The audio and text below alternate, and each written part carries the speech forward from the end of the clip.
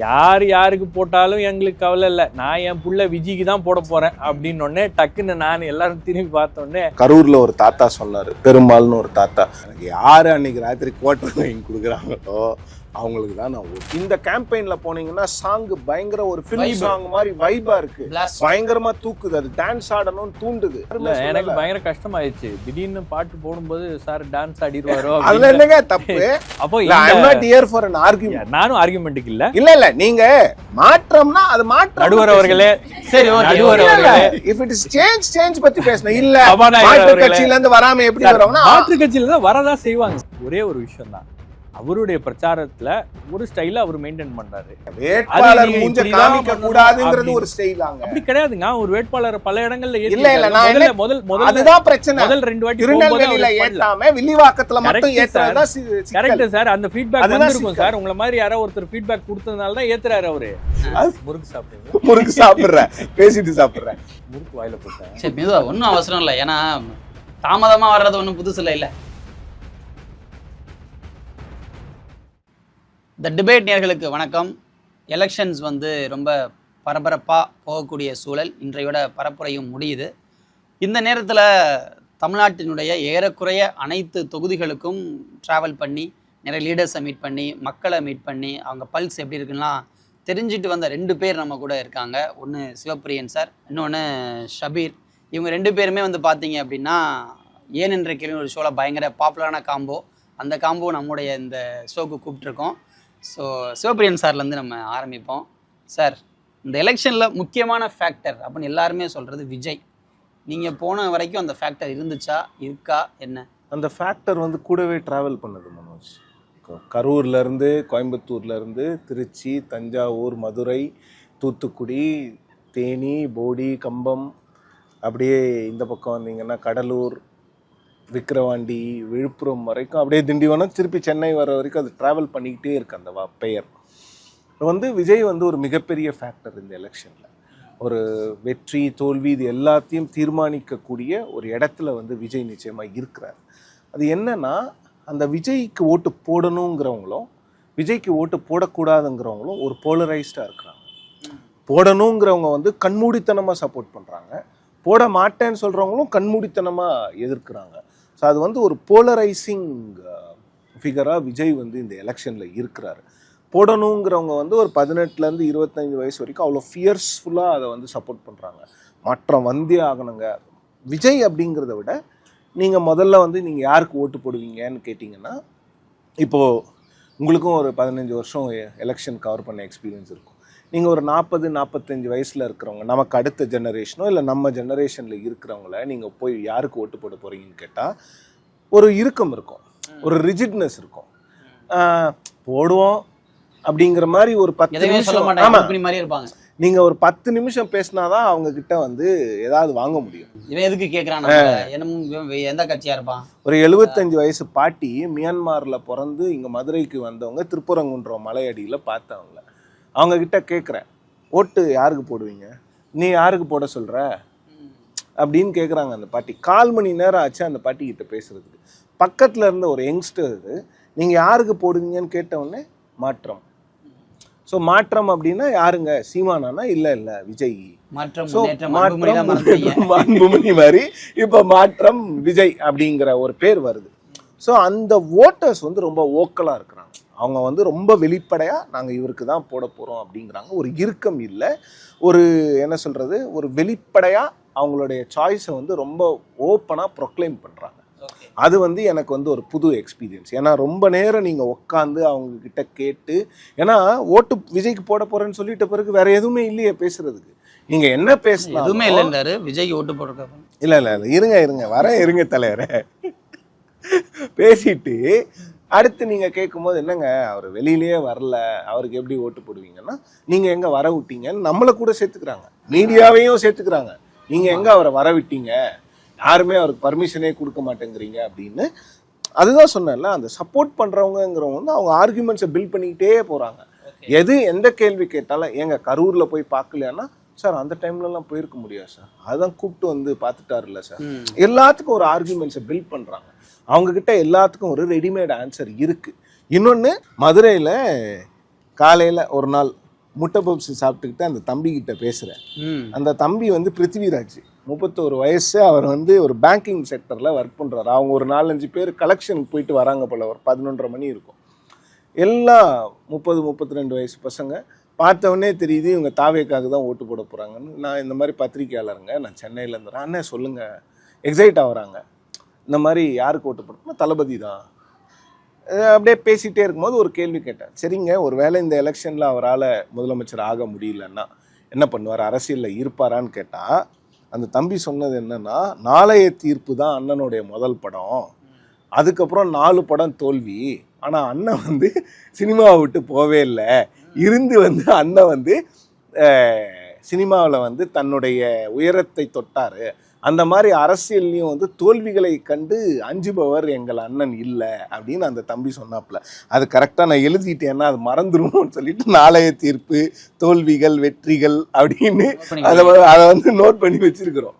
So இந்த மாதிரி வந்து நீங்கள் எங்கே போனாலுமே அது கிடைக்குது. அப்புறம் வந்து தூத்துக்குடியில் வந்து ஒரு நீங்கள் அந்த டிஃப்ரென்ஸ் பார்த்தீங்கன்னா, ஒரு மீனவ கிராமத்துலேயும் அவரை பற்றி பேசுகிறாங்க, ஒரு அப்ஸ்கேல் சொசைட்டிலையும் பேசுகிறாங்க. ஒரு கஃபேல உட்காந்து ஒர்க் பண்ணிகிட்டு இருந்தேன். அந்த கஃபேல வந்து அந்த ஓனர் கொஞ்சம் ஸ்ட்ரிக்ட் போல். இன்னொன்று அவங்களுக்கு கொஞ்சம் விஜய் பிடிக்காது போல். அவங்க இருக்கிற வரைக்கும் நான் கேட்கும்போது ரொம்ப இறுக்கமாக இருந்தாங்க எல்லாரும். அவங்க ஒரு 1/2 மணி நேரம் வெளில போகிறேன்னு கிளம்பி போனாங்க. எல்லாரும் பக்கத்தில் வந்து, சார் நீங்கள் வந்து சர்வே எடுக்க வந்திருக்கீங்களா? நான் சர்வேலாம் எடுக்க வரல, நான் வந்து பத்திரிக்கையாளர் மாதிரினா. சார் நாங்கள் விஜய்க்கு தான் ஓட்டு போடுவோம். அப்புறம் அதில் எல்லாருமே மேக்ஸிமம் எல்லாரும் ஒரு மணி நேரம் பர்மிஷன் போட்டு அன்றைக்கி போய் விஜயை வந்து தூத்துக்குடியில் பார்த்துட்ருக்காங்க. அதில் கிண்டல்லாம் வேறு பண்ணுறாங்க. எங்களை காத்து கையாட்டினாரு, யாரை பார்த்தாட்டினாரோ நாங்கள் பார்த்தோம், அண்ணன் கையாட்டோம்.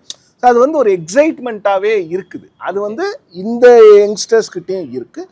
கொஞ்சம் பெரியவங்க கிட்ட அது வேற மாதிரி இருக்குது. இன்னொன்று நான் பார்த்தது என்னென்னா, அந்த ஒரு 45-50க்கு மேலே இருக்கிற ஃபீமேல் ஓட்டர்ஸ் வந்து நான் பார்த்த வரைக்கும், இது வந்து ஜென்ரலைஸ் பண்ணுறதுக்குல நான் பார்த்த வரைக்கும் ஒரு இறுக்கம் இருக்குது.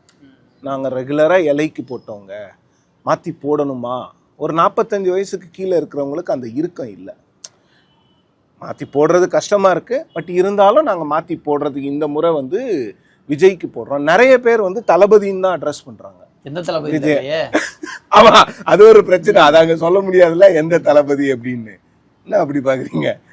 தளபதி அப்படின்னாலே வந்து ஒரு 4-5 வருஷம் வரைக்கும் மு.க. ஸ்டாலின் தாங்க. அவர் தான் தளபதியா இருந்தார். அவர் தான் தளபதி. முறுக்கு சாப்பிடுறேன், பேசிட்டு சாப்பிடுறேன். ஏன்னா இப்ப சிவபிரியன் சார் சொல்லும் போது ரொம்ப கண்மூடித்தனமா இருக்காங்க விஜய் ரசிகர்கள். அப்படிதான் இருக்காங்களா, இல்ல உண்மையிலே விஜயை புரிந்து விஜய் சொல்றதை தெரிஞ்சு நம்ம இப்படி ஒரு அரசியல் போனாதான் சரியா இருக்கும் அப்படின்னு நினைக்கிறாங்களா? முறுக்கு வாயில போட்டேன். சரி, மெதுவா, ஒன்றும் அவசரம் இல்லை. ஏன்னா தாமதமா வர்றது ஒன்றும் புதுசு இல்லை. இன்னைக்கு அவர் தாமதமா நான் வரவே இல்லை, நான் சொன்ன டைமுக்கு தான் வரேங்கிறார். ஆக்சுவலா அவர் என்ன பண்ணணும்னா, அவர் கரெக்ட் டைமா இருக்கும். அவர் என்ன பண்ணிருக்கணும்னா, நீங்க வேமா போயிடுக்கிறீங்க. இந்த 41 பேர் இறந்து போயிட்டாங்கல்ல, நான் போய் ஒரு சக்திவேல்னு ஒருத்தரை பார்த்தேன். அவர்கிட்ட பேசினா அவருக்கு தெரியும் யார் லேட்டா வந்தது அப்படின்னு. இதுல என்னன்னா, ஒரு விஷயம் ஸ்டார்ட் பண்ணும்போது சார் சொன்னார், சென்னையில் பேசும்போது விஜய் அப்படின்னு இருக்கோ அதே மாதிரி தான் சென்னைக்கு வெளியவும் இருக்குது. பல பகுதிகளிலும் விஜய் வந்து இந்த தேர்தலில் ஒரு ஃபேக்டராக இருக்கார். இப்போ விஜய் வந்து நீங்கள் சென்னை தாண்டி போனால் விஜய் ஒன்றும் கிடையாது. ரூரல் ஏரியாலாம் விஜய் ஒரு ஆளே கிடையாது. விஜய் யாருக்கும் தெரியாது. ரெண்டாவது வந்து தாவேக்கா என்ற கட்சி வந்து ரொம்ப இப்போ தான் ஆரம்பித்த கட்சி, ரொம்ப புது கட்சி. அவங்களுக்கு தேர்தல்னால் என்னன்னு தெரியுமா? தேர்தல் அப்படின்னு வந்துச்சுன்னா திமுக அதிமுக ஜாம்பவான்கள்லாம் அப்படியே சுழண்டு வேலை பார்ப்பாங்க. அவங்க வேலை பார்க்கும்போது இவங்க அந்த புழுதியில் காணாமல் போயிடுவாங்க அப்படின்லாம் சொன்ன பலர் வந்து அண்டர் எஸ்டிமேட் பண்ணிட்டாங்க பயங்கரமாக. ஆனால் இந்த தேர்தல் களத்தில் விஜய் வந்ததுனால அந்த காம்படிஷன் வந்து ரொம்ப டைட் ஆயிருச்சு.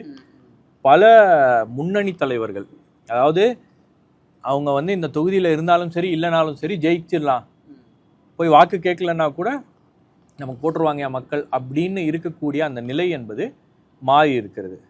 ரெண்டாவது, இந்த திமுக இல்லைன்னா அதிமுக இல்லைன்னா திமுக அப்படின்ற அந்த பைனரி இருக்கு இல்லையா, இந்த பைபோலார் கான்டெஸ்ட், அது உடஞ்சிருக்கு. ஓகே, ஒரு ஆப்ஷன் விஜய் அப்படின்ற ஒரு ஆப்ஷன். இப்போ மாற்றம் அப்படின்ற ஒரு விஷயத்த வந்து எல்லாரும் எதிர்பார்க்குறாங்க அப்படின்னா அது ஒரு எதிர்பார்ப்பு தான். நீங்கள் எல்லா தேர்தல்கள்லையும் வந்து ஒரு மாற்றம் வந்துடாதா?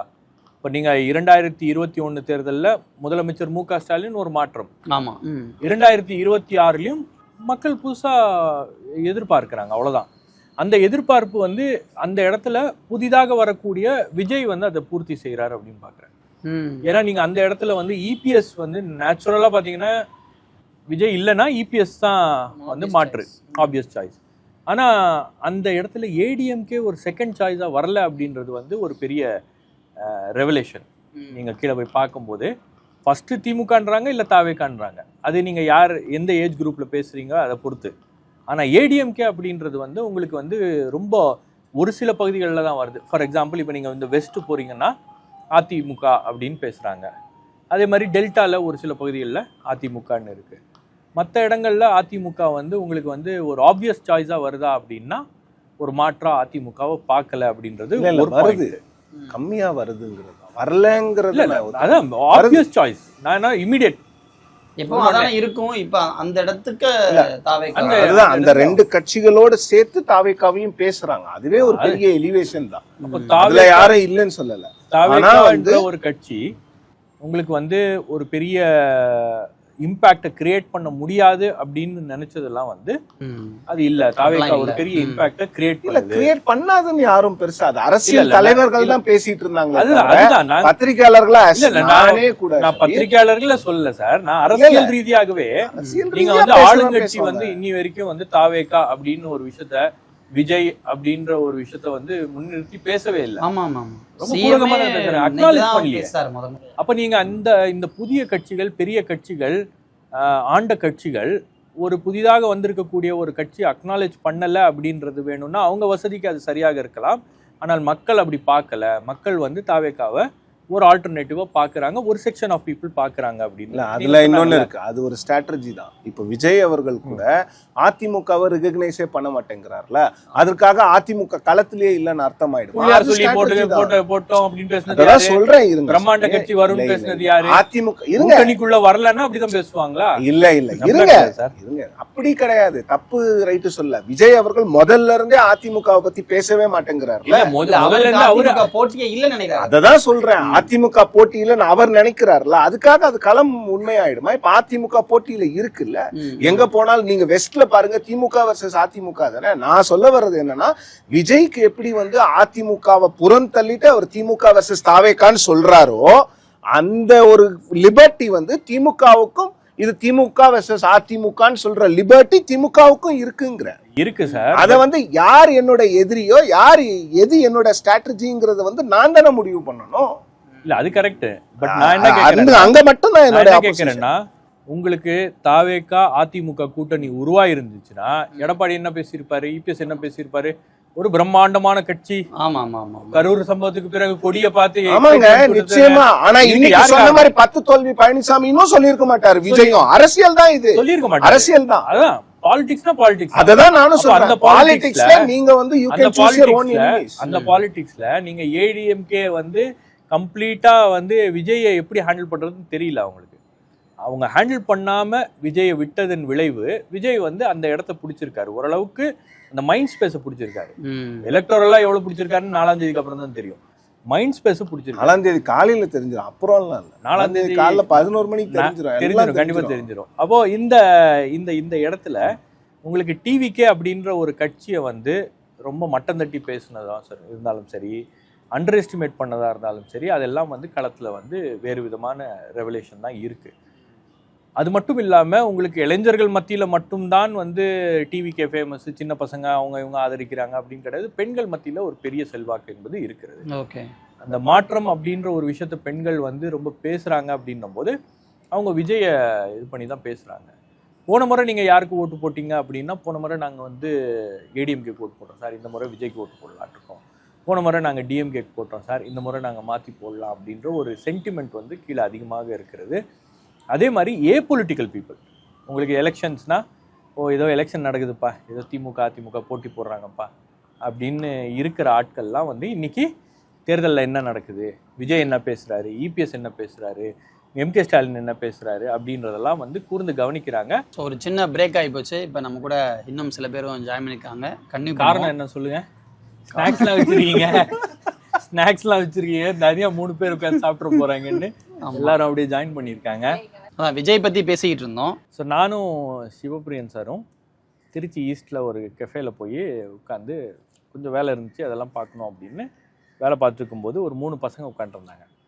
கம்ப்ளீட்டாக வந்து அவங்க பாலிடிக்ஸ்லாம் ஒன்றும் கிடையாது. அவங்களுடைய பேக்ரவுண்ட் பார்த்தீங்கன்னா ஐடி பேக்ரவுண்ட், ஏதோ ஒரு கார்ப்பரேட் கம்பெனியில், ஏதோ ஒரு ஐடி கம்பெனியில் வேலை பார்க்குறாங்க. 3 பேர் உட்காந்து ஏதோ பேசிகிட்டு இருந்தாங்க, அவங்களோட மீட்டிங்ஸ்லாம் அட்டென்ட் பண்ணிருந்தாங்க. அதுக்கப்புறம் அப்படியே பேச்சு கொடுத்தோம், என்ன பல்ஸ் என்ன பார்க்கலாம் அப்படின்னு. அப்படி பேச்சு கொடுக்கும்போது எப்படி இருக்குது எலெக்ஷன் அப்படின்னோடனே சிரித்தாங்க. சிரித்த உடனே தெரிஞ்சிச்சு அவங்கெல்லாம் வந்து ஏதோ ஒரு முடிவோடு இருக்காங்க அப்படின்னு.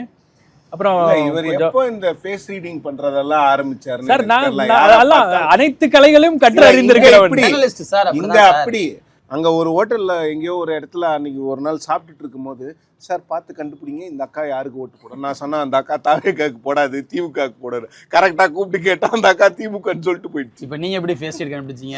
நான் சொன்னேன் அந்த அக்கா, அவர் கேட்டாரு யாரு அந்த அக்கா போடாது. நீங்க எல்லாம் பண்ணா ஃபேஸ் ரீடிங் கரெக்ட், நாங்க தாவேக்கால பண்ணா தப்புங்கறீங்க. ஸோ அந்த பசங்களை அப்புறம் கிளம்பும்போது கேட்டோம், என்னப்பா இப்படி யாருக்கு ஓட்டு போட போறீங்க அப்படின்னும் போது பசங்களுடைய பேர் வந்து, ஒருத்தருடைய பேர் வந்து அஜித், சூர்யா, விக்ரம். என்ன 3 பேரும் திரை பிரபலங்களா இருக்கீங்களே, நீங்களே சொல்லுங்க அப்படின்னு.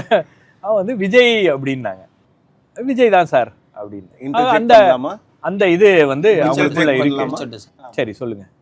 ஒன்றும் இல்லை, அவங்க சொன்னது வந்து நாங்கள் கேட்டுட்டு இருந்தோம், யாருக்கு ஓட்டு போடுவீங்கன்னா, இல்லை பார்க்கணும், மாற்ற ஏதாவது சேஞ்சுக்கு பண்ணுவீங்களான்னா பாசிபிலிட்டி இருக்குன்னு சொல்லிட்டு இருந்தாங்க. ஸோ அப்படி பேசிகிட்டு இருக்கும்போது ஃபைனலாக வந்து யாரோ ஒருத்தங்க வந்து விஜய் ஜெயிப்பாங்க அப்படிங்கிற மாதிரி பேசும்போது, விஜய் ஜெயிப்பாங்களா எப்படி வந்து வில் கெட் 118 அப்படின்னு கேட்கும்போது, இல்லை sir I'm talking about Trichy East, அந்த தொகுதியோட வாக்காளர் அவர்.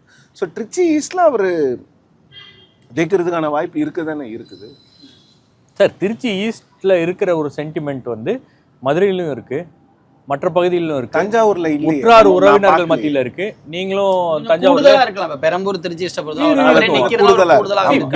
விஜய் ஒரு ஃபேக்டரா அப்படின்னா நிச்சயமா இருக்கு.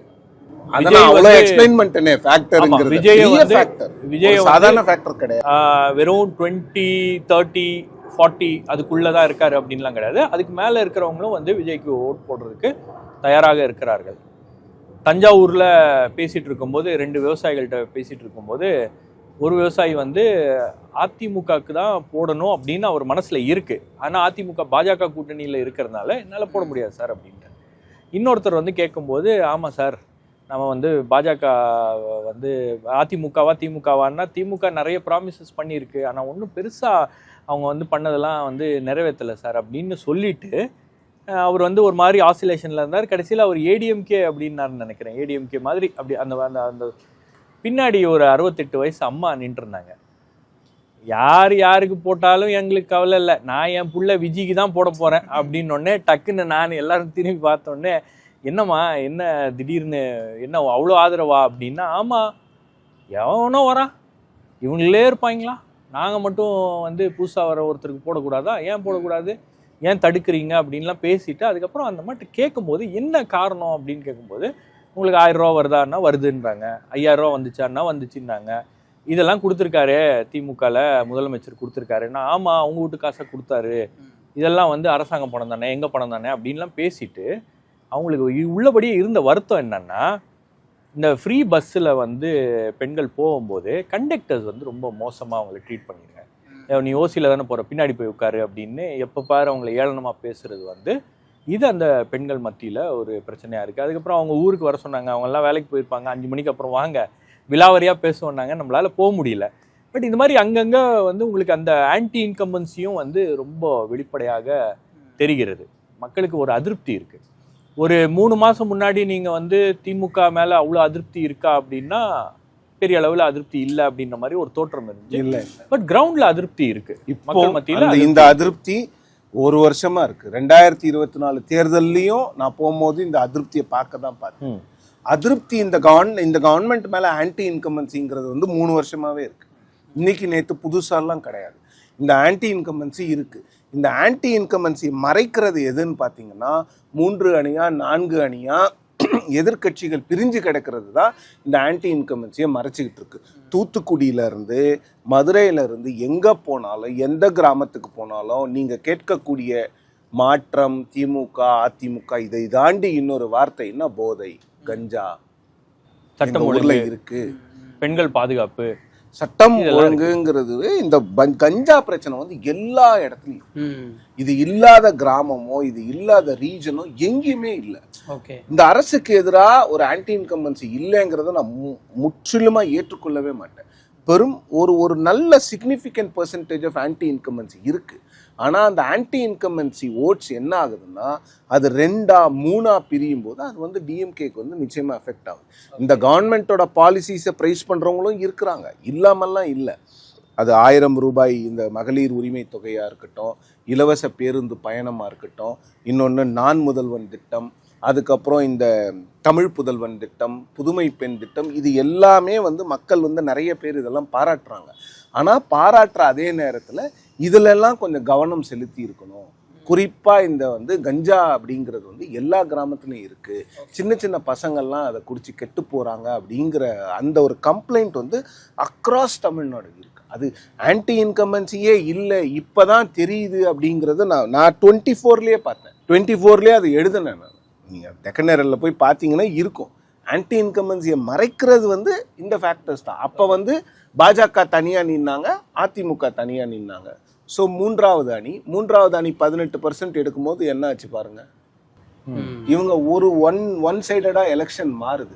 இப்போ அதுதான் இல்ல, நான் என்ன கேட்குறேன், இப்போ இந்த எலெக்ஷன் ஒன் சைடடா போகுதுன்னு நினைக்கிறீங்க? இல்லை, இந்த எலெக்ஷன் ஒன் சைடடா போதா இல்லையாங்கிறது எனக்கு தெரியாது சபீர். ஆனா இந்த எலெக்ஷன்ல வந்து ஒரு தேர்ட் ஃபோர்ஸ், எந்த எலெக்ஷனா இருந்தாலும் தேர்ட் ஃபோர்ஸ் வந்து 22% ஓட்டு எடுத்து அது வந்து சரியா சீட் கன்வெர்ட் ஆக முடியலன்னா அது வந்து ஒன் சைடடாக தான் இருக்கும். அது நேச்சர் ஆஃப் தட் அரித்மெட்டிக், அந்த கால்குலேஷனோட நேச்சர் அப்படிதான் இருக்கும். அது விஜய் இவ்வளோ ஹார்ட் ஒர்க் பண்றது டிஎம்கேக்கு பாசிட்டிவாக வாய்ப்பு இருக்கு. இல்லை, அது வந்து விஜய்க்கு தானே பாசிட்டிவ். சரி, 5 வருஷம் கழிச்சு இந்த செலெக்ஷன் சொல்றேன். சரி, இந்த எலெக்ஷனை பொறுத்த வரைக்கும் மனோஜ் ஆளாளுக்கு ஒரு கால்குலேஷன் இருக்கும்ல. விஜய்க்கு வந்து அவருக்கே தெரிஞ்சிருக்கும்னு நினைக்கிறேன். முதல் எலெக்ஷன்ல இங்க வந்து ட்ரை பண்ணலாம், but it's not sure shot victory. இல்லை, நீங்கள் சொல்ல முடியாதுல்ல எடுத்த உடனே நீங்கள் நாம் இது வரைக்கும் எந்த காலத்தை பற்றி பேசுகிறோம்? 77 பற்றி பேசுகிறோம், இல்லை 83 பற்றி பேசுகிறோம். இப்போ குறிப்பிட்ட இந்த ஒரு 30-40 வருடங்களில் ஆம் ஆத்மியை தவிர வேற ஏதாவது ஒரு ஃபோர்ஸ் வந்து எலெக்ஷன் கட்சியை ஆரம்பித்த 2 வருஷத்தில் பெரிய மாற்றம் பண்ணியிருக்காங்களா? ஆம் ஆத்மியை நான் ஏன் வந்து பிரித்து பேசுகிறேன்னா, ஆம் ஆத்மி வந்து ஒரு சினிமா நடிகரோ இல்லை வந்து ஒரு திரைப்பிரபலமோ இல்லை ஒரு மிகப்பெரிய ஆளுமையோ கட்டி அமைத்த கட்சி கிடையாது. ஒரு சாதாரண ஒரு RTI activist India against corruption ஒரு விஷயத்தை மக்களுக்கு இந்தியா முழுவதும் பாதிப்பு உள்ளாக்கக்கூடிய ஒரு வார்த்தையை எடுத்து, அப்போது நீங்கள் டெல்லியில் இருந்திருக்கோம், நம்ம பார்த்துருக்கோம் அந்த இந்தியா அகைன்ஸ்ட் கரப்ஷனுக்கு எவ்வளவு பெரிய எழுச்சி இருந்ததுன்னு, அதில் கட்டமைச்சு இன்னொன்று ஆம் ஆத்மி கட்சி உழைச்ச மாதிரி அந்த டெல்லி எலெக்ஷனில் வேறு எந்த கட்சியும் இந்தியாவினுடைய சரித்திரத்தில் உடைச்சிருக்க மாட்டாங்க. அந்த 9 மாதங்களும் 10 மாதங்களும் ஆம் ஆத்மி கட்சியினுடைய கதவுகள் எல்லோருக்காகவும் திறந்து கிடந்தன. அந்த ஒரு 10 மாதத்தில் மட்டும் அரவிந்த் கெஜ்ரிவால் ஒரு 200 இன்டர்வியூஸ் கொடுத்தாங்க, 200 மீடியா இன்டர்வியூஸ். ஸோ அவங்க எப்படி 28 சீட்டு வந்தாங்கன்னா சும்மா ஒரு 10 அப்பியரன்ஸு 20 அப்பியரன்ஸில் வந்துடல, இல்லை ஒரு மாற்றம் அப்படிங்கிற ஒரு ஸ்லோகனால் வந்துடல. They went to the people. அவங்க உள்ளுக்குள்ளே மக்களோட மக்களாக போய் இருந்தாங்க. அவங்களுக்கு தேவையான ஒரு சிம்பிளை வாங்கினாங்க, ஜாடு. அதை வாங்கி நாங்கள் வந்து வீட்டை பெருக்கிறோம், அந்த மாதிரி நாட்டை பெருக்கிறோங்கிற மாதிரி அவங்க அந்த கேம்பெயினை கட்டமைச்சாங்க. ஸோ அதன் பிறகு இப்போ வந்து விஜய்க்கு தெரியும்னு நினைக்கிறேன். ஐ திங்க் பர்சனலி ஓகே, ஒரு எலெக்ஷன் இல்லைன்னா அட்லீஸ்ட் செகண்ட் எலெக்ஷனில் நம்ம வின் ஆகும். ஸோ அப்படி இருக்கும் பொழுது இப்போ கூட பாருங்களேன், இன்னைக்கு கூட நான் சொல்கிறதையே தான் நான் மீண்டும் மீண்டும் சொல்லிகிட்டு இருக்கேன். ஜெய் அவர்கள் வந்து 40 வயசுக்கு மேற்பட்டவங்களுக்கான என்ன திட்டங்களை இன்னைக்கு ஏதாவது பேசினாரா? இன்னைக்கு கூட அவருக்கு ஓட்டு போடக்கூடிய அந்த 35 வயசுக்குட்பட்டவர்கள்கிட்ட மட்டும்தான் அவர் பேசிக்கிட்டே இருக்கிறார். முந்தானேத்து வந்து அந்த ஸ்டேட்மெண்ட்டும் பார்த்தீங்கன்னா லிமிட்லெஸ்ஸோ என்னமோ சம்திங். ஸோ இதெல்லாம் 40-45 வயசில் மேலே இருக்கிறவங்க விரும்புவாங்களா? நீங்களே சொல்லுங்க. இல்ல மேபி நம்ம அப்படியும் பார்க்க முடியாதுல்ல சார். இப்போ விஜய் மாதிரி ஒரு திரைப்பிரபலத்துக்கு இயல்பாவே ஒரு கவர்ச்சி இருக்குல்ல. இப்ப ஏன் பெண்கள் வந்து அவரை நோக்கி போறாங்க? பெண்கள் வந்து நிறைய பேர் வந்து எல்லாருமே நோக்கி போறாங்க மனோஜ், நான் இல்லைன்னு அப்போ சொல்லுவேன். அவர் வந்து மேபி அந்த மெனக்கெடுதலை தவிர்த்துட்டு நமக்காக யாரு வந்து இறங்கி வேலை பார்க்க போறாங்களோ, யார் வந்து ஓகே, பட் நீங்க ஜெயிக்கணும், நீங்க வெற்றி பெறணும்னா நீங்க எல்லாரையும் அரவணைக்கணும். எல்லா செக்ஷன்ல இருக்கிறவங்க ஓட்டு போட்டா தானே நீங்க ஜெயிக்க முடியும். எல்லாருக்கான அப்பீலும் வந்து விஜயோட கேம்பெயின்ல இருக்கு அப்படின்னு தான் பாக்குறேன். இல்ல விஜயோட கேம்பெயின் கம்மியா இருக்குன்ற. இல்ல கேம்பெயின் கம்மியா இருக்கு, இல்ல கம்மியா இருக்கு, அது நான் ஏத்துக்கிறேன். ஆனா அப்பீல் வந்து அவர் வெறும் ஜென்சிக்கு மட்டும் தான் பண்றாரு, மத்த யாருக்கும் பண்ணல அப்படின்லாம் கிடையாது. மேபி அந்த லாங்குவேஜ்ல இல்ல லாங்குவேஜ் மட்டும் இல்ல மனோஜ், அது நீங்க அந்த கேம்பெயினோட ஸ்ட்ரக்சரே பாருங்களேன். அவரும் மு.க. ஸ்டாலின் மாதிரியே பேசணும்னு எதிர்பார்க்கறது எப்படி சார் இருக்கும்? Vijay is a different party, நான் வந்து நான் அவரை ஸ்டாலின் மாதிரி பேசுங்கன்னு சொல்லல. சொல்றது என்னன்னா, ஆஸ் 41 வயசு ஆன எனக்கு அந்த கேம்பெயின்ல எனக்கு எதுவும் இல்லைங்கிற, எனக்கு வந்து ஐ வாண்ட் டு ஹியர், நீங்க வந்து இந்த விஷயத்த பண்ணுவேன்னு சொல்லும்போது இது எப்படி பண்ணுவீங்கன்னு நான் கேட்கணும்னு நினைக்கிறேன். ஆஸ் அ வாக்காளரா எனக்கு அவர் பண்ணலைங்கிறது நான் என் பர்சனல். சரி, இப்போ நான் கேட்குறேன், உங்ககிட்ட 8000 ரூபா கூப்பன் கொடுத்து இதெல்லாம் போய் வாங்கிக்கங்கன்னா எங்கே போய் வாங்குவாங்க? சரணாவில் வாங்குவாங்களா, சத்யாவில் வாங்குவாங்களா, இல்ல வேற எந்த கடையில வாங்குவாங்கன்னு சொல்லுங்க. எப்படி பண்ணுவாங்க? நான் அந்த கட்சிக்கும் ஓட்டு போட மாட்டேன், நான் அந்த கட்சிக்கும் ஓட்டு போட மாட்டேன், நான் ஃப்ரிட்ஜ் குடுக்குற கட்சிக்கும் ஓட்டு போட மாட்டேன். இல்ல அப்படிலாம் நீங்க கூப்பன் சபீர் அப்படி இல்ல, நீங்க வந்து ஒரு திட்டம் போடாம எதுவும் போடாம நீங்க போய் கடையில போய் வாங்கிக்கீங்க. இல்ல சபீர் அப்படி இல்ல. இல்ல நீங்க வந்து கோல் போஸ்ட் ஷிஃப்ட் பண்றீங்க. திமுக வின் பண்ணனும். இல்ல நான் பேசுனது எனக்கு அந்த கேம்பெயின்ல எதுவும் இல்லங்கிறது என்னோட கருத்து. இல்ல சார், நீங்க நான் ஓட்டு போடுறோம். எனக்கு 40 வயசுல, ஒரு நிமிஷம் இருங்க நான் முடிக்கிறேன். 40 வயசான எனக்கு போதை ஒழிப்பேன்னு சொல்றாரு. போதை ஒழிப்பை எப்படி பண்ணுவேன்னு எனக்கு சொல்லணும்ல, நான் அதை காதால கேட்கணும். சொல்றாரு சட்டம் போட்டு நாங்க போதையை ஒழிப்போம்னு. சட்டங்கள் கடுமையாக்கப்படும், பெண்கள் பாதுகாப்புக்கான சட்டங்கள் எப்படி கடுமையா, சட்டங்களை இருக்குங்க, இருக்கு சார், இருக்கிற சட்டத்தை இன்னும் ஆல்டர் பண்ணி இன்னும் அதெல்லாம் எப்படின்னு கேட்க, அதை எப்படி பண்ண போறாங்க எப்படின்னு கேட்க, சட்டமன்றத்தை கூட்டி அங்கதானே பண்ண முடியும், வேற எங்க பண்ண முடியும்? நீங்க சிஎம் ஆகனா தான் சார் பண்ணுவாங்க. சிஎம் ஆகாம நீங்க ஆட்சியை பிடிச்சாதானே அதெல்லாம் பண்ண முடியும். ஆட்சியை பிடிக்கல, அப்போ 2000 ரூபாய்க்கு 500 ரூபாய் ஏத்தி கொடுக்கறது சரியா? அது மாற்றமா? அப்புறம் இது இருங்க, அது மாற்றமா? இன்னொன்னு அது மாற்றமா? அப்புறம் வந்து காசு கொடுத்தா வாங்கிக்கோங்க, ஆனா எனக்கு ஓட்டு போடுங்கிறது இல்ல. அது இன்னெவிட்டபிள். இப்ப காசு தராம எந்த கட்சியும் காசு இல்ல இது எல்லாமே. அப்ப மாற்றம் நீங்க சொல்லல, அப்ப மாற்றம் சொல்ல. நாங்க தர மாட்டோம்னு சொல்றாரு. நாங்க தர மாட்டோம், பட் மத்தவங்க அவங்களும் குடுக்குறாங்களே. எல்லா இடத்துல இருந்தும் தகவல் வருது. பெரம்பூர்ல குடுக்குறாங்க, எங்கேயோ குடுக்குறாங்க. நீங்க அதிமுக குடுக்குது, திமுக குடுக்குதுங்கிறத பகிரங்கமா எல்லாருக்குமே தெரியும். புது போர்சஸ் யாருமே குடுக்கலன்னு நீங்க எப்படி சொல்லுவீங்க? அவரு தரமாட்டோம்னு சொல்றாரு. இல்ல அவர் தரமாட்டோன்னு சொல்றதை நான் ஒத்துக்கிறேன். அப்படி அவர் கொடுக்கலன்னா உண்மையிலே பாராட்டுக்கலாம், ஆனா வாங்கிக்கோங்கன்னு சொல்லக்கூடாதுங்க. ஏன்னா எங்க இருந்து என்னுடைய ஆப்போசிஷன் வருதுன்னா, 2023 முதல் முறை குழந்தைங்க கிட்ட, பசங்க +2 படிச்ச பசங்க கிட்ட பேசும்போது, உங்க அப்பா அம்மா கிட்ட போய் சொல்லுங்க ஓட்டுக்கு காசு வாங்கக்கூடாதுன்னு சொல்றாரு. அவர் அரசியலுக்கு வந்த பிறகு மாறிடுமா ஸ்டாண்டு? அதே ஸ்டாண்ட்ல தானே அவர் இருக்கணும். அது மட்டும்தான். ஆனா இந்த 21% 20% அந்த வாக்காளர்கள் போட போறாங்கிறதையும் நான் சொல்லதானே சொல்றேன். ஒரு காயின் இருந்தா 2 பக்கம் இருக்குங்க. புகழ்ந்துகிட்டே இருக்கணும்னால முடியாது, புகழ்ந்துகிட்டே எல்லாம் இருக்க முடியாது.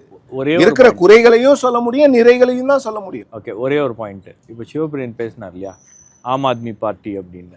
ஆம் ஆத்மி பார்ட்டிக்கு அரவிந்த் கெஜ்ரிவால்ன்ற ஒரு முகம் இருந்துச்சு. அந்த முகத்துக்கு பின்னாடி எல்லாரும் போனாங்க, அவங்க ஒர்க் பண்ணாங்க. அந்த கட்சியில் போனவர்கள் யார் அப்படின்னு பார்த்தீங்கன்னா ரொம்ப சாதாரண ஆட்கள் தான் போனாங்க, சாமானியர்கள் தான் போனாங்க. அதே மாதிரி தான் விஜய் கட்சியிலையும் இன்னைக்கு இருக்கக்கூடியவர்கள், கீழே இருக்கக்கூடிய நிர்வாகிகள்லாம் பார்த்தீங்கன்னா ஏதோ திமுக அதிமுகவில் பல ஆண்டு காலம் வந்து பயணித்தவர்கள்லாம் கிடையாது. கிரவுண்ட் லெவல் ஒர்க்கர்ஸ்லாம் பார்த்தீங்கன்னா ரொம்ப சாதாரணமான ஆட்கள் தான். நம்ம திருச்செங்கோடு போனோம். திருச்செங்கோடு போகும்போது அருண்ராஜ் பக்கத்தில் லெஃப்ட் ஹேண்ட் சைடில் இருக்கிற ஒரு தம்பி, ரைட் ஹேண்ட் சைடில் இருக்கிற ஒரு தம்பி, 2 பேர் லெஃப்ட் ஹேண்ட் சைடில் இருக்கிற இவர் மாதிரி இருக்காரு, ரைட் ஹேண்ட் சைடில் இருக்கிற உங்கள் மாதிரி இருக்காரு. இவங்க கேட்டால் இவங்க தான் வந்து அந்த பகுதி வார்டு செயலாளர்ன்றாங்க, இவங்க தான் அந்த பகுதி நிர்வாகிகள் அப்படின்றாங்க.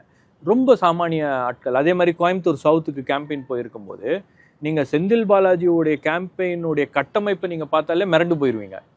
அவர் ஒரு தெருவுக்கு போறாருன்னா தெருவில் 2 பக்கமும் பெண்கள் வந்து ஆரத்தி தட்டு எடுத்துட்டு நிற்கிறாங்க. அது எப்படா திடீர்னு இப்போ நீங்கள் திடீர்னு போய் பார்க்குறீங்க, என்ன செந்தில் பாலாஜிக்கு 2 பக்கமும் தட்டு அப்படின்னா அதுக்கு ஒரு வேலை நடக்குது. இல்லை அது 2 பெரிய கட்சிகளுமே அந்த ஆர்கனைசர் சரியா பண்ணுவாங்க. அது வந்து அவ்வளோ பெண்கள் எல்லாரையும் கொண்டு வந்து ஒரு மேலதாளம் அது இதெல்லாம் பண்ணி ஒரு பெரிய ஒரு இமேஜ் அவங்க காமிக்கிறாங்க இல்லையா.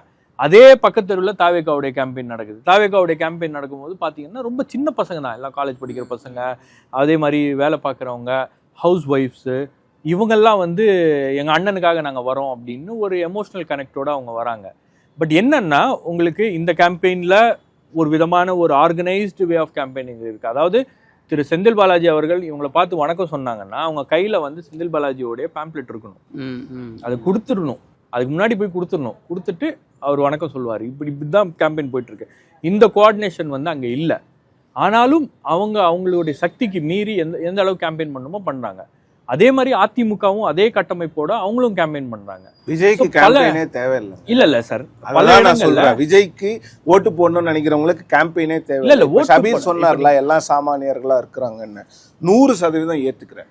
கேண்டிடேட் லிஸ்ட்ல வந்து 100 பேர் மாற்று கட்சியில இருந்து வந்தவங்க தானே, அதையும் பேசணும் இல்ல, அது எப்படி மாற்றாகும்?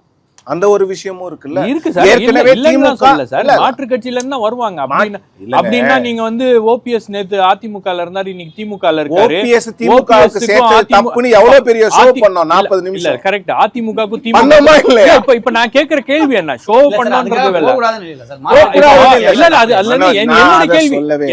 என்னுடைய கேள்வி என்னன்னா, அதிமுகவுக்கும் திமுகவுக்கும் என்ன வித்தியாசம், என்ன வேறுபாடு? வைத்தியலிங்கமும் இருக்காரு, செந்தில் பாலாஜியும் இருக்காரு, KKS இருக்காரு, சேகர் பாபு இருக்காரு, இவரும் இருக்காரு, ரகுபதியும் இருக்காரு. எல்லாருமே அதிமுக வேறுபாடு இல்ல. அதனாலதான் கேக்குறோம், அந்த 2 கட்சிகளுக்கும் வேறுபாடே இல்ல, ரெண்டும் ஒண்ணுன்னா அந்த கட்சியில இருந்து வந்தவங்களை நீங்க கூட்டிட்டு நீங்க எப்படி மாற்று கட்சியில வரதாங்க செய்வாங்க. அரவிந்த் கெஜ்ரிவால் கட்சிக்கு எல்லாரும் இதேதான் திமுக சொல்றாங்க, மாற்றுன்னா வரதா. அரவிந்த் கெஜ்ரிவால் கட்சி காங்கிரஸ்ல இருந்து யாருமே வரலையா? யாருக்குமே அவங்க நீங்க எடுத்து போய் பாருங்க. அரவிந்த் கெஜ்ரிவால் கட்சி பிஜேபில இருந்து யாரும் வரலையா? வரலங்க, வருவாங்கல்ல. வரல ஷபீர், அவங்க வந்து அந்த மாதிரி ஆட்களுக்கு சீட்டு கொடுக்கல. நீங்க மனோஜ கேளுங்க, நாங்க ஃபீல்ட்ல இருந்து கவர் பண்ணோம். அவங்க வந்து ரொம்ப கிளீன் பீப்புளுக்கு தான், புதுசா வந்தவங்களுக்கு தாங்க கொடுத்தாங்க. அதெல்லாம் சரி சார், பட் அவங்களுக்கு ஏதோ ஒரு பேக்ரவுண்ட்ல இருந்து வந்தாங்களா இல்லையா? சரி, okay, this is getting to a different direction. நம்ம எலெக்ஷனுக்கு போவோம். அப்போ I am not here for an argument. நானும் ஆர்குமென்ட்க்கு இல்ல நீங்க மாற்றம்னா அது மாற்றம். நடுவர் அவர்களே, சரி நடுவர் அவர்களே, if it is change பத்தி பேசணும் இல்ல.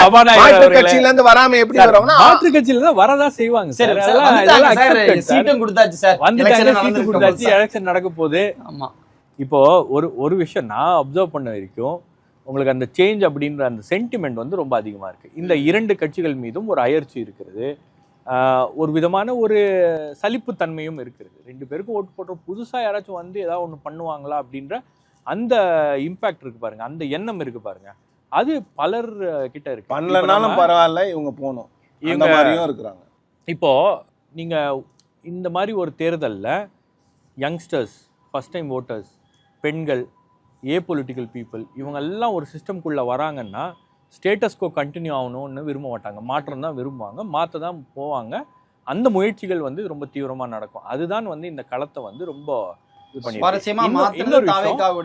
தாவேகாவுடைய பிரச்சாரம் இல்ல தாவேகாவுடைய பிரச்சாரத்தை எல்லாருமே அண்டர் எஸ்டிமேட் பண்றது என்னன்னா, வீடுகளுக்குள்ள நடக்கக்கூடிய பிரச்சாரங்கள். நீங்க சொன்னீங்க இல்லையா, அபவ் 40 பேச மாட்டேன்றாங்க. அபவ் 40க்குள்ள ஒரு அபவ் 40 டிஸ்கஷன் வீட்டுக்குள்ள நடக்குது, எல்லா வீடுகள்லயும் பிரச்சாரம் நடக்குது, எல்லா வீடுகள்லயும்.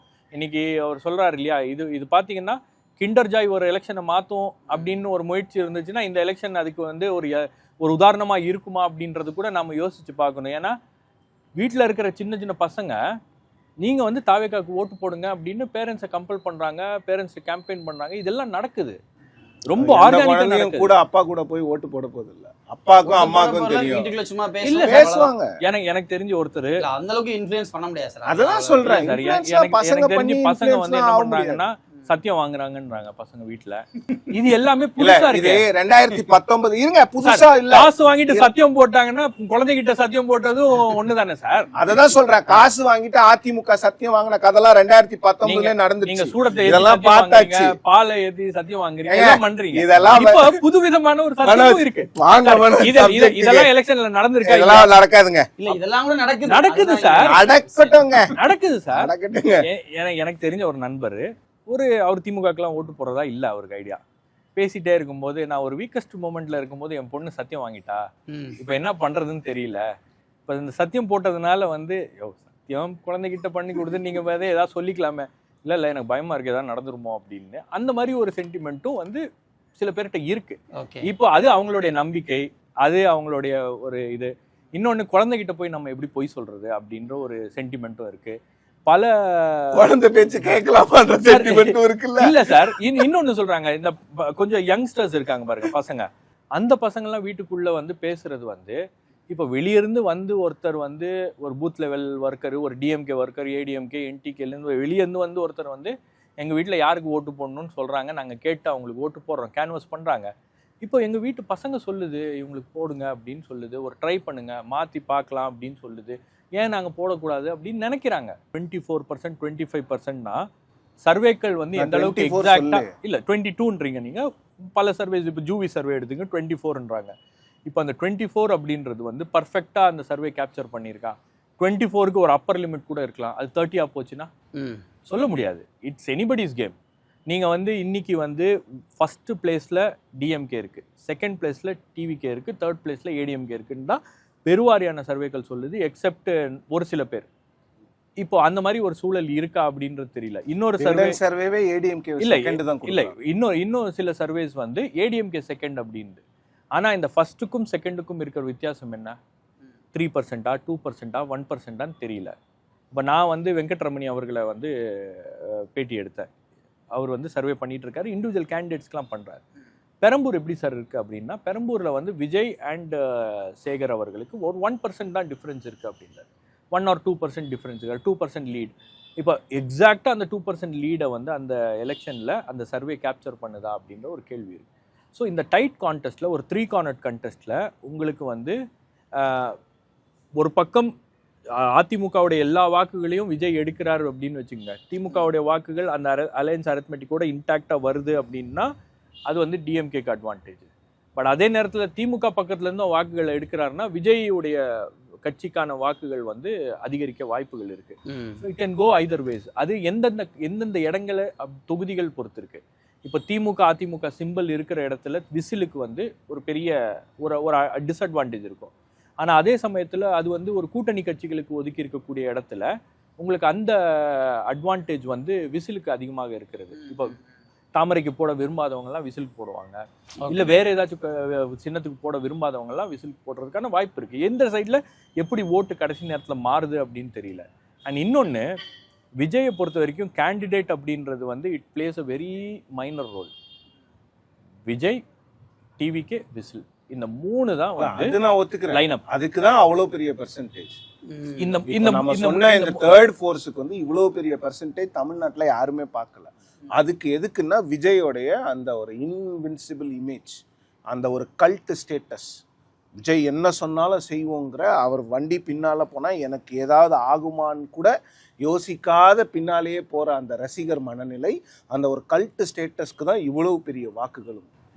வேற எதுவுமே கிடையாது. இந்த மாதிரி விஷயத்தை நினைச்சுதான் திமுகவுமே பாத்தீங்கன்னா ஸ்டாலினோட ஃபேஸை ரொம்ப ஃபோர்ஸ்ஃபுல்லா கொண்டு போறதுக்கான காரணம் இதுவா இருக்கலாம். இல்ல, நீங்க உதயநிதி ஸ்டாலின் அவர்களுடைய பிரச்சாரம் பண்றாரு. அவர் பிரச்சாரம் இப்போ லாஸ்ட் டைம் அவர் வந்து 2021 பிரச்சாரம் பண்ணாரு. அந்த பிரச்சாரத்துடைய ஒரு ஹை பாயிண்ட் என்ன சொல்லுங்க? செங்கல் எடுத்து காமிச்சாரு. தமிழ்நாடு முழுவதும் அந்த பிரச்சாரம் வந்து பெரிய அளவில் ஹைலைட் ஆச்சு. இந்த எலெக்ஷன்ல அதே மாதிரி ஒரு உணர்வோட அந்த பிரச்சாரத்தை பாக்குறாங்களா அப்படின்னா கம்மியா இல்லை. ஆமா, முதலமைச்சருடைய பிரச்சாரமே கூட உங்களுக்கு வந்து அதோடைய ரிசப்ஷன் அப்படின்றது கொஞ்சம் குறைவாக தான் இருக்குது.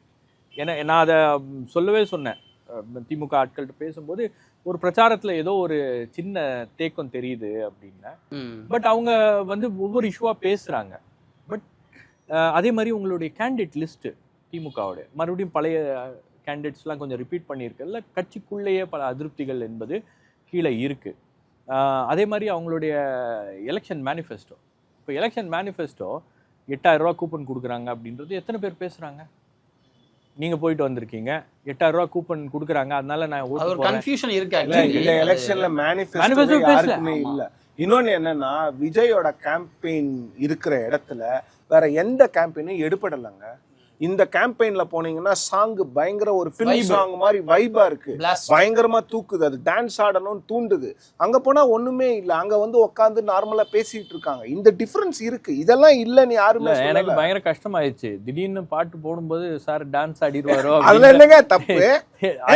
எங்க Vibe, உங்க விஜய் யாரானா vibe இல்ல, இல்ல, உங்க விஜய் பாட்டு நல்லா இருக்கு, நல்லா இருக்கு. பெப்பியா இருக்கு, கேட்க நல்லா டான்ஸ் இருக்கு. ஆடணும், டான்ஸ் ஆட வேண்டியதா, இதுக்கெல்லாம் என்ன? சிவபிரியன் சார் உங்க விஜய் டான்ஸ் இல்ல, ஆடுறது அதுல என்ன இருக்கு? வைரல் நான் என்ன விஜய்க்கு எதிர்ப்பாளரா? இது என்னங்க இது வம்பா போச்சு? இல்ல இது இல்ல ஸ்டாலின் பாட்டு எல்லாத்தையும் கேட்டுறாரு. யூடியூப் திறந்தா வந்துருது எல்லாம் வந்துருது. இந்த பாட்டு இது ரேரா தானே வருது. இது வம்பெல்லாம் கிடையாதுங்க, இது என்ன வம்பா? நான் அவரோட ஃபேனுங்க. ஆனா நிறைய இடங்கள்ல உங்களுக்கு துப்பாக்கி படம் எல்லாம் எத்தனை முறை பாத்திருக்கேன் தெரியுமா நானு? நிறைய இடங்கள்ல புகை நம்ம shot எல்லாம் துப்பாக்கி, நம்ம ஒண்ணு சொல்றோம் இல்லையா? கத்தி, இருங்க, ஒரு ஃபேனா விஜயை பேசிட்டு பத்தி நீங்க பேசுறீங்க, உட்கார்ந்து இதெல்லாம் இப்படி பண்ணிட்டு இருந்தா என்னங்க அர்த்தம்? Sorry. துப்பாக்கி, கத்தி, சர்க்கார் படத்தை 4 முறை போய் தியேட்டர்ல பழசால சர்க்கார் படத்தை பார்த்தேன். நாலு முறை பார்த்திருக்காருன்னா அந்த மனதைரியத்தை சர்க்கார் படத்தை பாராட்டணும். 4 முறை பார்த்தேன். அதுக்கு முன்ன ஒரு மெர்சல் வந்தது, அந்த படத்தை 3 முறை பார்த்தேன். வெறித்தனமான ஃபேன் தான், இல்லைன்னா சொல்ல. பட் அரசியல்னு வரும்போது அதுல எனக்கு சில விஷயங்கள் இருக்கும்போது அதை கேட்க தான் கேட்போம். See, அப்புறம் கூட விஜய் ஃபேன் தான். இந்த ரசிகர் மனப்பான்மை அப்படின்னு பேசுறீங்களா? ரசிகர்கள் எல்லாம் வந்து ரசிகர்களாக இல்லை, அவங்க வந்து பாலிடிக்ஸை ஃபாலோ பண்ணுறாங்க, பாலிடிக்ஸை வந்து கவனிக்கிறாங்க, பேசுகிறாங்க, யார் என்ன சொல்லியிருக்கா, அப்டேட்டடாக இன்னைக்கு யார் எந்த ஸ்டேட்மெண்ட் என்ன கொடுத்துருக்காங்க அப்படின்றதெல்லாம் வந்து தெளிவாக ஃபாலோ பண்ணேன். ஸோ விஜயுடைய இந்த 2 வருஷம் 3 வருஷம் இந்த கட்சி ஆரம்பித்த 2 வருஷம் இருந்த மிகப்பெரிய கேள்வி, இந்த ஒரு ஃபேன் பேஸை வந்து அவரால் வந்து பொலிட்டிசைஸ் பண்ண முடியுமா அப்படின்னா, டு அ சர்டன் எக்ஸ்டென்ட் அதில் வந்து அவங்க வந்து பொலிட்டிசைஸ் பண்ணியிருக்காங்க. Certain extentல இல்ல Shabir, they have achieved 80% success. 80% success. அவரோட ஃபேன்ஸ் வந்து பொலிட்டிசைஸ் ஆயிருக்காங்களான்னு கேட்டிங்கன்னா ஆயிருக்காங்க. அவரோட ஃபேன்ஸ் வந்து வெறித்தனமா இருக்கிறாங்களா, போய் ஓட்டு கேட்குறாங்களான்னா ஓட்டு கேட்குறாங்க. எல்லாமே உண்மைதான். நான் எங்கேயுமே அவங்கள வந்து இன்னும் கொஞ்சம் விஜய் அவர்கள் வந்து மாவட்டம் தோறும் போயிருந்தாருன்னா, ஏன்னா இது கிரவுண்ட்லேருந்து வந்த ஃபீட்பேக் தான். அரியலூரில் வரும்பொழுது நான் ஒருத்தர்கிட்ட கேட்கும்போது, சார் நானே போட்டிருப்பேன் சார், அவர் எந்த ஊருக்குமே வரல, கரூருக்கு போய் பார்த்துருக்கணும், இதெல்லாம் கிரவுண்ட்லேருந்து வர ஃபீட்பேக். கரூர்லேயே நிறைய பேர் என்ன சொல்கிறாங்க, அவர் டைமுக்கு வரல, அந்த ஃபேமிலிஸ்லேயே சொல்ல தானே சொல்கிறாங்க, அவர் டைமுக்கு வரல, அவர் வந்திருக்கணும், அவரும் பொறுப்பு ஏற்றுக்கணும் அப்படின்னு. அது ஒரு விஷயமா இருந்தாலும் சரி. இன்னொன்று வந்து கேம்பெயினுக்கு எங்கேயுமே வரலங்கிறது வந்து அந்த 40, நான் ஏன் அந்த 40க்கு மேலே டிஸ்டிங்கிஷ் பண்ணுறேன்னா, இந்த 40க்கு கீழே இருக்கிறவங்களோ 35க்கு கீழே இருக்கிறவங்களுக்கு அவருக்கு வராதது பெருசாக தெரியல. ஆனால் 40 வயசுக்கு மேற்பட்டவங்க, வாழ்க்கையை கொஞ்சம் பார்த்தவங்க, கொஞ்சம் கஷ்டங்களை அனுபவித்தவங்க, அவங்களுக்கு வந்து அந்த எம்பத்தி, அந்த ஒரு சிம்பத்தி, இன்னொன்று அந்த எமோஷ்னல் வேல்யூ கொஞ்சம் புரியுது. அவங்க வந்து கேட்குறாங்க, ஏன் வரல, வந்திருக்க கூடாதா அப்படின்னும் போது அதுவும் ஃபீல்ட்லேருந்து வர்றது தான். எப்படி ஷபீர் சொல்கிறது ஃபீல்ட்லேருந்து வர்றதோ எல்லாமே அதெல்லாம் வச்சு தான் நான் பேசுகிறேன். அங்கே கேட்டவங்க தான் அங்கே அதையும் கேட்குறாங்க. இன்னொன்று வந்து நிறைய இடங்களில் பேசும்போது ஒரு கப்புள் வந்து, நான் ஆக்சுவலாக வந்து அவசரமாக ஒரு மீட்டிங்கு, அதுக்கு முன்னே காஃபி சாப்பிட்ணுன்னு சொல்லிட்டு நான் ஷார்ட்ஸை போட்டுக்கிட்டு மதுரை ரோட்டில் நடந்து போயிட்டுருக்கிறேன். நான் பாட்டுக்கும் ஒரு கப்புள் பார்த்துட்டு நிறுத்தினாங்க. நிறுத்தின உடனே, சிவப்பிரியன் தானே? ஆமாம் சார் சொல்லுங்கள். இல்லை சார் எப்படி இருக்கீங்கன்னு கேட்டுட்டு, ஷபீர் வரலையான்னு கேட்டாங்க. அவர் எங்கேயோ போயிருக்காருங்க, அவர் இங்கே இல்லை அப்படின்னோடனே அவங்க பேசுகிறாங்க, சார் பூமர்ஸ், நம்மளை மாதிரி பூமர்ஸ்லாம் திமுகவுக்கோ இல்லை அதிமுகவுக்கு ஓட்டு போடணும் சார், பசங்கள்லாம் போட்டுருவாங்க. எங்கே போனாலும் அதை என்ன சொல்கிறாங்கன்னா, வீட்டுக்குள்ளே டிஸ்கஷன் இருக்குங்க, அதை நான் ஏற்றுக்கிறேன். அந்த பாலிட்டிக்ஸை வந்து விஜய் வந்து வீட்டுக்குள்ளே கொண்டு வந்திருக்கார். எல்லாரும் உட்காந்து டிஸ்கஷன் பண்ணியிருக்கிறாங்க. நானும் ஒரு ரிப்போர்ட்டர்ஸ் டைரி எழுதியிருக்கேன், பப்ளிஷ் ஆகும்போது நான் ஷேர் பண்ணுறேன் ட்விட்டரில். அதில் பார்த்தீங்கன்னா, இப்போ இவர் கேட்டார்ல, நீங்கள் போய் விஜய்க்கு இப்படி போடுறீங்களா, அந்த மாதிரிலாம் அதில் மொமெண்ட்ஸ் இருக்குது, இருந்ததா அப்படியே எழுதுகிறோம், அதெல்லாம் ஒன்றும் இல்லை. அங்கே கேட்குறாங்க அவங்க, சார் பசங்களாம் எங்கே போனாலும் சொல்கிறாங்க, ப்ரெஷர் இருக்குது சார், பசங்க ஓட்டு போட்டுருவாங்க, நாங்கள் போடுறது கஷ்டம். இன்னொன்று, இந்த சின்ன சின்ன பொடி பசங்கள்லாம் என்ன பண்ணுறாங்களான்னா, தூத்துக்குடியில் ஒரு லேடி சொன்னாங்க, 32 வயசு இருக்கும் அந்த லேடிக்கு. என் பையனுக்கு 10 வயசு சார், அவன் என்ன பண்ணான்னா, கட்சி பேர் வேண்டாம், அந்த கேண்டிடேட் வந்தார் சார் வீட்டுக்கு, அவர் முன்னால் விசில் ஊதிட்டா சார், நான் அந்த கேண்டிடேட் கிட்ட போய் சாரி கேட்டேன். இந்த மாதிரிலாம் பசங்க பண்ணுறாங்க. இது நிறைய வீடுகளில் சொல்கிறாங்க. நேற்று ஒரு ரிட்டையர்டு ஆஃபீஸர் ஒருத்தரை பார்த்தேன், அவர் சொல்றாரு எங்க நெய்பருக்கும் இந்த மாதிரி ஒன்று நடந்திருக்குங்க, பசங்க விசில் அடிச்சிருக்காங்க அடுத்த கேண்டிடேட் வரும்போது. ஸோ இது வந்து ஒரு ஒரு குதூகலமான எலெக்ஷனாக இருக்கு. பசங்களுக்கு வந்து இதை சின்ன சின்ன பசங்க இல்லாத பசங்க கூட இதை ஃபாலோ பண்றாங்க. அவங்க வந்து கேட்குறாங்க, என் வீட்டிலே விசில் அடிக்கிறாங்கங்க என்னை பார்த்தா. கிண்டர் ஜாய் இந்த தேர்தலை மாத்த போதா இல்லையா, அதுதான் கேள்வி. கிண்டர் ஜாய் என் கிண்டர் வீட்டிலே எதையும் மாத்தாது. கிண்டர் நாட்டுல எப்படி ₹60 விற்கிறான், அதெல்லாம் கிண்டர் ஜாய் ஒண்ணுமே இருக்காது அதுல. கிண்டர் ஜாய் இந்த எலெக்ஷனை மாத்துதுன்னு நினைக்கிறேன் நானு. கிண்டர் ஜாய் பல என் வீட்டிலே வாக்குகளை- மாத்தாது. சார் ஓட் கன்சாலிடேஷன் வந்து எப்படி வேணா நடக்கலாம். நீங்க அதெல்லாம் நான் ஒத்துக்கிறேன். நீங்க 2000 ரூபா 5000 சார். இன்னொன்னு ரொம்ப முக்கியமான விஷயம், ஏன் இந்த தேர்தல் களம் வந்து தேர்தல் வந்து ரொம்ப கடினமான ஒரு தேர்தலா மாறிடுச்சுன்னு பாத்தீங்கன்னா, கொடுக்கப்படுகின்ற தொகையும் வந்து அந்த அளவுக்கு மேல போயிட்டு அது எலெக்ஷனுக்கு அப்படி இல்ல அப்படிலாம் கிடையாது. ஜெயிக்கிற எலெக்ஷன்ல 200 ரூபா கொடுப்பாங்க, அவ்வளவுதான். 500 ரூபா கொடுப்பாங்க போன maximum. எலெக்ஷன்ல சார் ஜெயிக்கிற எலெக்ஷன் ஆளுங்கட்சிக்கு நீங்க ஜெயிக்கிறோம் வந்து இப்ப 200 ரூபா கொடுத்தா யாரும் வாங்க மாட்டேங்கிறாங்க. வாங்க மாட்டேன், அதெல்லாம் வேற சார். அதெல்லாம் எங்க ஊர்ல எல்லாம் வாங்குறது இல்ல. அவங்க என்னன்னா எல்லாம் சிட்டில இருந்துட்டே பேசிட்டு இருக்காங்க எல்லாரும். வெளியில போங்க, வெளியில போனாதான் தெரியும், இறங்கி போனாதானே தெரியும். இங்க பாருங்க. 500 ரூபாய் கொடுத்தாதான் 200 ரூபாய்க்கு என்ன சரி, தெரியுமா சொல்றாங்க, மாசம் ஸ்டாலினா 1000 ரூபாய் கொடுக்குறாரு, நீ என்ன ஓட்டுக்கு 5 வருஷத்துக்கு ஒரு முறை 200 ரூபாய் கொடுக்குறேன்னு கேக்குறாங்க. 500 ரூபா கொடுத்தா கூட 500 ரூபா வந்து ஒரு காசு கிடையாது என்னை பொறுத்த வரைக்கும் ஒரு ஓட்டுக்கு. இப்போ கரூர்ல 500 ரூபாய் காசு கிடையாதான் ஓட்டுக்கு. 6000 ரூபா, கரூர்ல 6000 ரூபா. மேபி அது இன்னும் ஒரு 2 நாள்ல அது இன்க்ரீஸ் ஆகலாம், எக்ஸ்ட்ராவும் கொடுக்கலாம். இல்ல, இல்ல இல்ல இல்ல இல்ல கரூர் கரூர் மேட்டர் என்ன தெரியுமா, கரூர் மேட்டர் எம்ஆர் கொடுக்கறத விட நான் அதிகமா கொடுக்கணும்னு செந்தில் பாலாஜி முடிவு பண்ணியிருக்காங்க. அப்படிலாம் கிடையாது. கரூர்ல வந்து இவங்க கொடுக்கறது அவங்க கொடுக்கறது இல்லன்னா தோத்துருவாங்கன்னு பயம், அதனால அதிகமா கொடுக்குறாங்க. இதுதாங்க. அதே மாதிரி கோயம்புத்தூர் சொல்ல கூட விட கோயம்புத்தூர் மாட்டேங்குது. சவுத்ல 5000 ரூபா கொடுக்குறாரு. கொடுப்பாங்க, அது கம்மி. கோயம்புத்தூர் சவுத்ல 5000 ரூபா. மேபி அது வந்து இன்னொரு 2 நாள்ல அது இந்த மாதிரி சில இண்டிவிஜுவல்ஸை பொறுத்து. பட் ஓவராலா விசாரிக்கும் பொழுது மினிமம் 1500 2500 2000 பட் அது ஏதாவது கட்சி விதிவிலக்கு இருக்கா நாம் தமிழர் தவிர கொடுக்காம? சார் அப்படி எல்லா கிடையாது சார். கட்சிகளும். நீங்க இதுல ரொம்ப முக்கியமா கவனிக்க வேண்டியது என்னன்னா, தேர்தல் ஆணையம் ஒரு லெவல் பிளேயிங் ஃபீல்டை வந்து உருவாக்கி இருக்கு ரொம்ப அருமையா. நீங்க எல்லாரும் காசு எல்லாரும் காசு. அதாவது எப்படின்னா, எப்படி எனக்கு நண்பர்கள் சொல்றது என்னன்னா, ஒரு பக்கம் அதிமுக கொடுத்துட்டே போகுது, ஒரு பக்கம் திமுக கொடுத்துட்டு, பங்காளி நீ டிஸ்டர்ப் பண்ணாத, நான் டிஸ்டர்ப், நீ கூட நான் கூட 2 பேர் தான் கொடுக்குறாங்களா? ஒரு சில இடங்கள்ல வேற கேண்டிடேட்ஸும் வேற கொடுக்குறாங்க. யாரு வேற கேண்டிடேட்ஸும் வேற கொடுக்குறாங்க. candidates யாரு? தாவேகா கேண்டிடேட்ஸ் வந்து 2 தொகுதியில கொடுத்துருக்காங்க. சேலம் நார்த், அதுக்கப்புறம் சவுத்ல ஒரு தொகுதி கொடுத்துருக்காங்க. சென்னையில ஒரு தொகுதியில நேத்து கொடுத்துருக்காங்க. சென்னையில எனக்கு தெரியாது எங்க. அப்ப யாருமே மாற்றம் இல்ல, யாரு வந்தாலும் இதே தான் பண்ண போறீங்க. 2 கேண்டிடேட் கொடுக்கறத வச்சுலாம் அப்படியே பொதுப்படையாலாம் இல்ல, பேசக்கூடாது. அதுல எனக்கு மாற்று கருத்து இருக்குங்க. சண்டைங்கிறதுல காசு கொடுக்காம இன்னைக்கும் ஜெயிக்கிறவங்க இருக்கிறாங்க. சண்டை வந்து நீங்க மெதுவாகவும் போட்டுக்கலாம். அந்த மாற்றம் வர வரைக்கும் நீங்க வெயிட்டும் பண்ணலாம். நீங்க வந்து டக்குன்னு நானும் அவங்க மாதிரியே வருவேன்னா, இப்போ எல்லாரும் என்ன சொல்றோம், காசு கொடுத்து ஓட்டு இருங்க நான் முடிச்சிடுறேன். இது வந்து நான் எந்த கட்சியும் நான் ப்ளேம் பண்ணல. நான் ஒரே ஒரு விஷயம், காசு கொடுத்து ஜெயிச்சா அந்த காசை திருப்பி இன்வெஸ்ட்மெண்ட்டை எடுப்பாங்கங்கிறது தான் பாலிட்டிஷியன்ஸ் மேலே இருக்கக்கூடிய மிகப்பெரிய குற்றச்சாட்டு. இப்போ ஒரு புது கட்சி, பேரே வேண்டாங்க, இல்லைன்னா கீழே வந்து திட்டுவாங்க, பேரே வேணாம், புது கட்சி ஏதோ ஒரு கட்சி வருது, காசு கொடுக்குறாங்க, அவர் ஜெயிக்கிறாரு, அவர் அந்த ரிட்டர்ன் ஆஃப் இன்வெஸ்ட்மெண்ட் எப்படி எடுப்பாரு? ஜெயிக்கலன்னா எப்படி எடுப்பாரு? ஜெயிக்கலன்னா எப்படி எடுப்பாருன்னு விட்டுருங்க. ஜெயிச்சா எடுப்பாரா எடுக்க மாட்டாரா? ட்ரை பண்ணுவாரா? ட்ரை பண்ணுவாரா? கண்டிப்பா ட்ரை பண்ணுங்க. அப்புறம் அதுதான் என்னுடைய கேள்வி, அங்கேருந்து தான் வருது. எனக்கு யார் ஜெயிச்சா என்னங்க, இல்ல மனோஜ், எனக்கு யார் ஜெயிச்சா என்னங்க, ஆஸ் எ ஜேர்னலிஸ்டா எனக்கு என்னங்க, சீஃப் மினிஸ்டர் MK ஸ்டாலின் எழுதுறேன், அவரே வந்தா திருப்பி அப்படி எழுத போறேன். எடப்பாடி பழனிசாமி வந்தா எடப்பாடி பழனிசாமி K பழனிசாமின்னு எழுத போறேன், இல்ல C ஜோசப் விஜய்ன்னு எழுத போறேன். எனக்கு என்னங்க இருக்கு? இந்த 3 பேர் தான் வருவாங்க. அண்ணன் வரமாட்டாரு, சீமான் அண்ணன், வாய்ப்பு இல்ல. வன்மையா கண்டிக்கிறேன் ராஜா, இல்ல வாய்ப்பு இல்ல. அது அது அது அவருக்கே தெரியும். சரி, நிறைய விஜயே பேசிட்டு இருக்கோம் சார். இப்போ இந்த திமுக கூட்டணியில் ஒரு பயங்கர இன்டாக்டான கூட்டணி அப்படின்னு சொல்றதுதான் கடந்த எலெக்ஷன் வரைக்கும் பேச்சு. ஆனா இந்த முறை அந்த கூட்டணியில நிறைய ஜனவரி வரைக்குமே பேச்சு அதுதான்.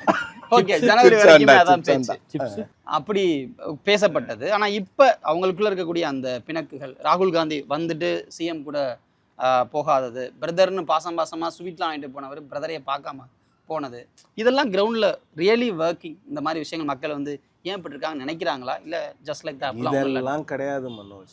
எவ்வளோ காசு கொடுக்க போறாங்க? கரூர்ல ஒரு தாத்தா சொன்னாரு, பெருமாள்னு ஒரு தாத்தா, எனக்கு யார் அன்னைக்கு ராத்திரி குவார்டர் வாங்கி கொடுக்குறாங்களோ அவங்களுக்கு தான் நான் ஓட்டு.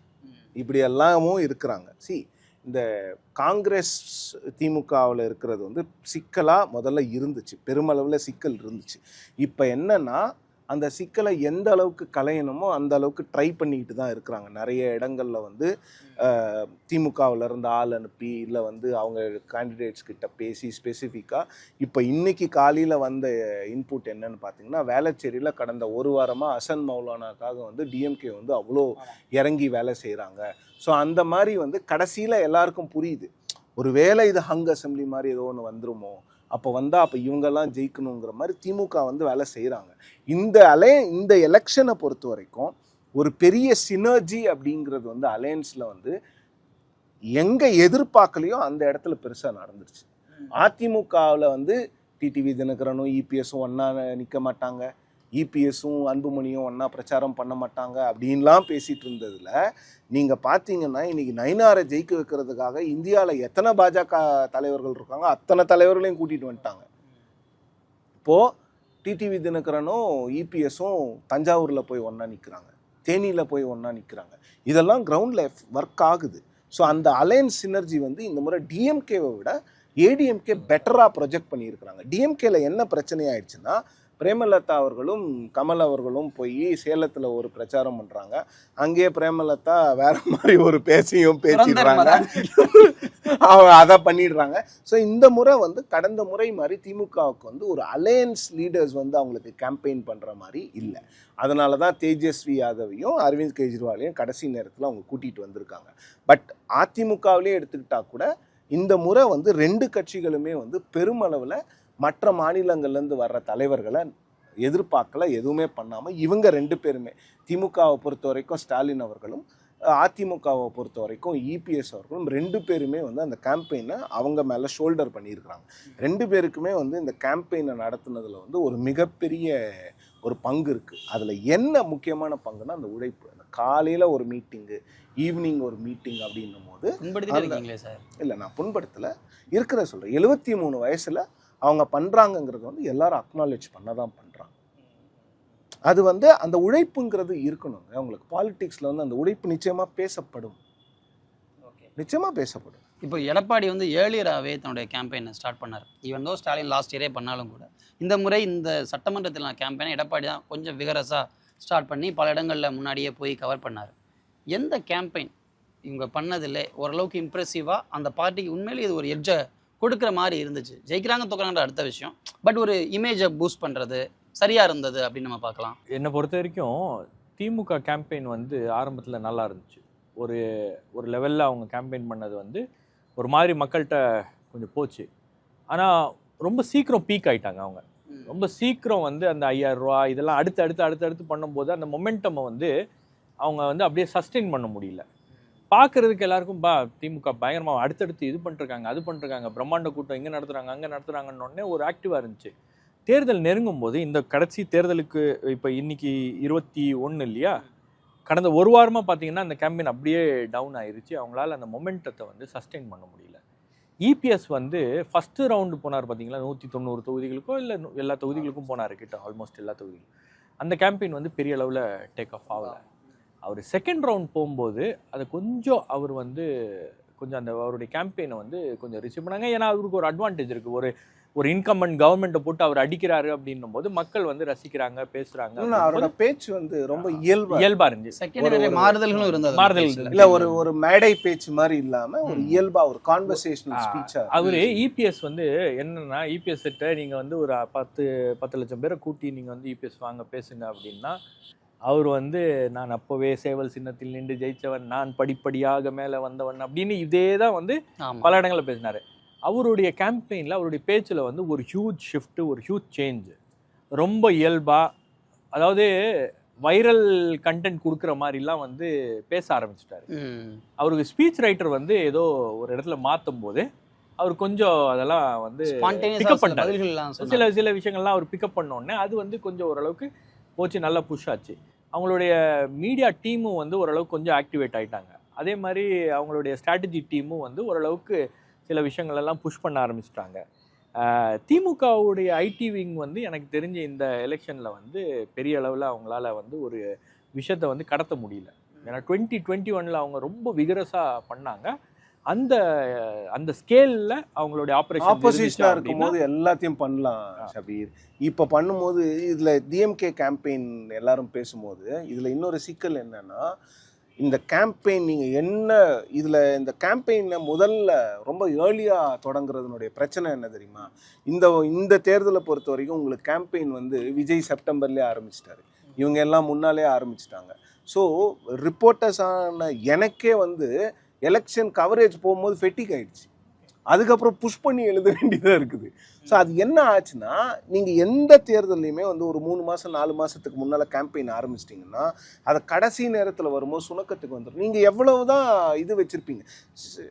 தமிழ்நாட்டை பொறுத்த வரைக்கும் உங்களுக்கு களம் வந்து கடைசி 2 வாரத்தில் டைட்டாக தான் இருக்கும்.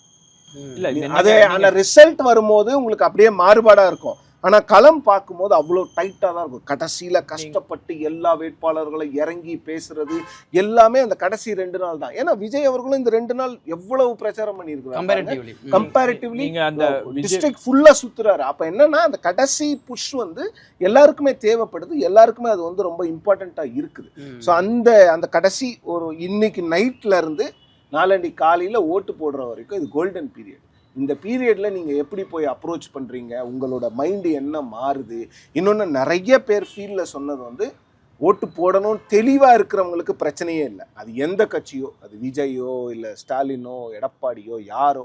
ஆனால் இந்த தெளிவு இல்லாமல் ஒரு டைலமாவில் இருக்கிறவங்க சொன்னது என்னென்னா, போவோம் அங்கே போய் எந்த சிம்பல் வருதோ அதை தட்டுவோம் அப்படிங்கிற மாதிரி ஆட்களும் இருக்கிறாங்க, இல்லாமல்லாம் இல்லை. இன்னைக்கு விஜய் பண்ண அந்த லாஸ்ட் மினிட் பிரச்சாரம் இருக்குல்ல, அது பெரிய அளவில் ஒரு இம்பேக்டை க்ரியேட் பண்ணியிருக்கு. அவருக்கு வர அந்த க்ரௌடு, சிட்டியில் அவர் க்ரௌடை காமிச்சது, அதே மாதிரி இன்றைக்கி நந்தனமில் பேசுனது வந்து ஒரு ஸ்பீச் வந்து அவர் பேசியிருக்காரு.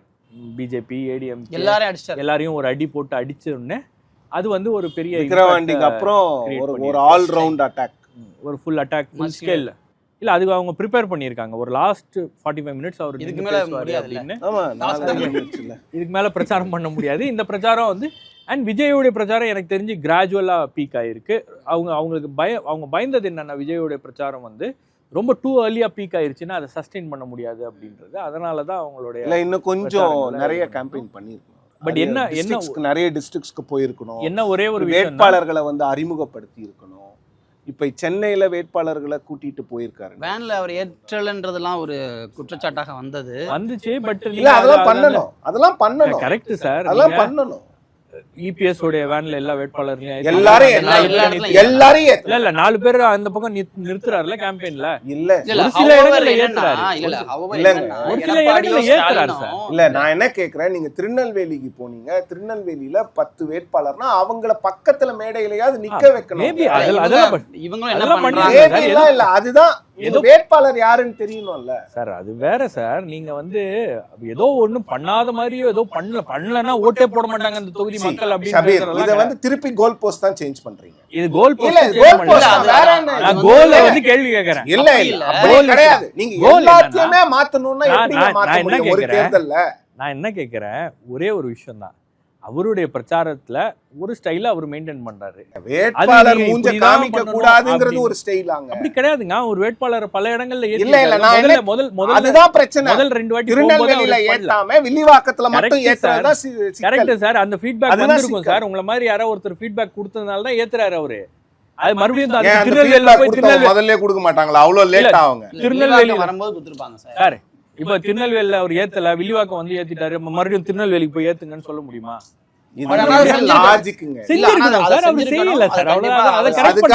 அதுக்காக எலெக்ஷன் எல்லாம் தள்ளி எல்லாம் வைக்க முடியாது. மறுபடியும் இன்னொரு எலெக்ஷன் முடியல.